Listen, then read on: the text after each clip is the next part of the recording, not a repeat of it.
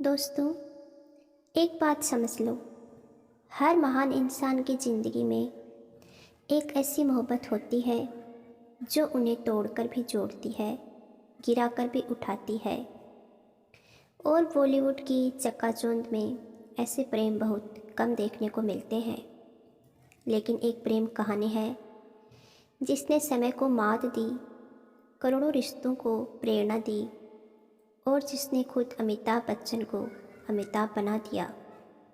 हाँ दोस्तों, आज हम बात कर रहे हैं अमिताभ बच्चन और जया बच्चन की उस सच्ची, अनसुनी और उतनी ही फिल्मी प्रेम कहानी की जो जितनी खूबसूरत है उतनी ही तूफान से भरी हुई थी।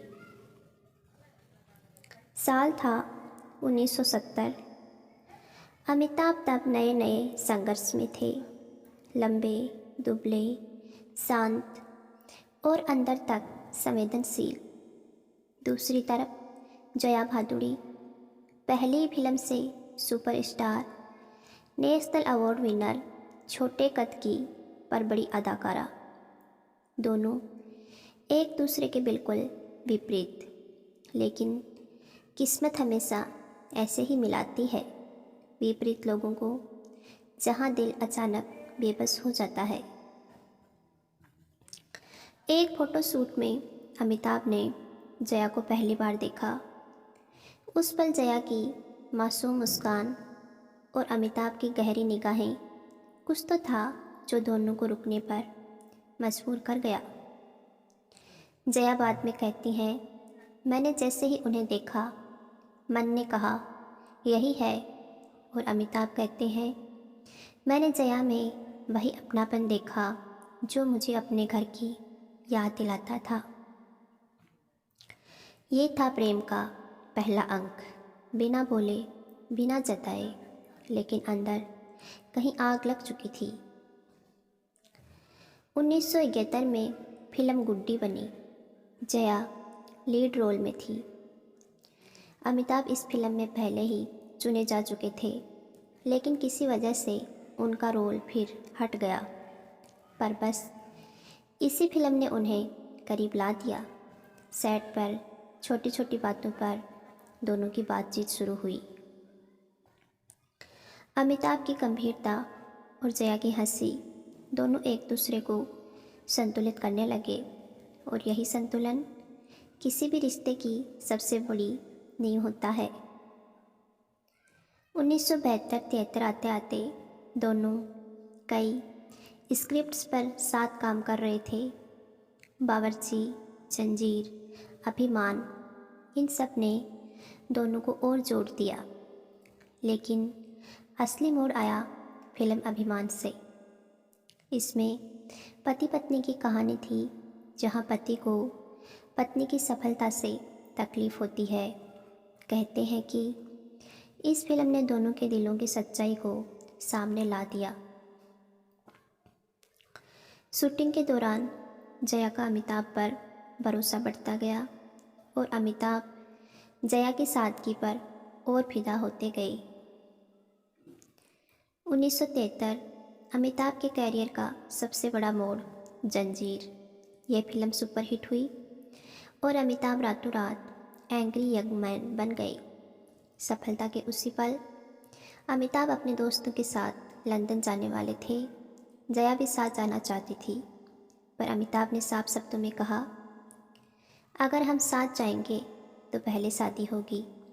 ये सुनकर जया चुप हो गई और बस अगले ही दिन दोनों ने शादी करने का फैसला कर लिया। 3 जून 1973। न कोई फिल्मी ड्रामा, न कोई हाई प्रोफाइल मीडिया, न कोई शादी। वाह वाह, बस परिवार, कुछ दोस्त और 2 दिल जो हमेशा एक दूसरे के लिए बने थे।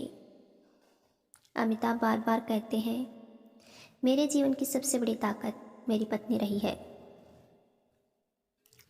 शादी के बाद दोनों ने कई फिल्में साथ की। चुपके चुपके, मिली, शोले, शहंशाह।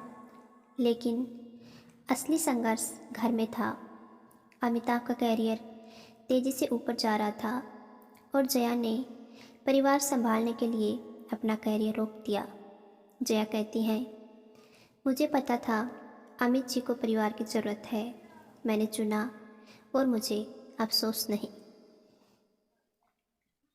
हर प्रेम कहानी पर एक समय तूफान आता है और इस रिश्ते का तूफान दुनिया जानती है। अमिताभ और रेखा के चर्चे, अफवाहें, मीडिया का दबाव, लेकिन जया ने कभी टूटने नहीं दिया। उन्होंने कहा था, अगर अमित जी घर वापस आएंगे तो मैं दरवाज़ा बंद नहीं करूंगी। ये वाक्य किसी भी पत्नी की ताकत दिखाता है और सच यही है। अमिताभ कभी जया को छोड़कर नहीं गए। घर वही था और घर वही रहा।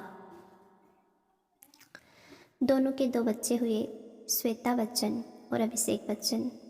जया ने परिवार को संभाला, अमिताभ ने कड़ी मेहनत से करियर बनाया और दोनों ने अपने रिश्ते को अपनी प्राथमिकता बनाए रखा।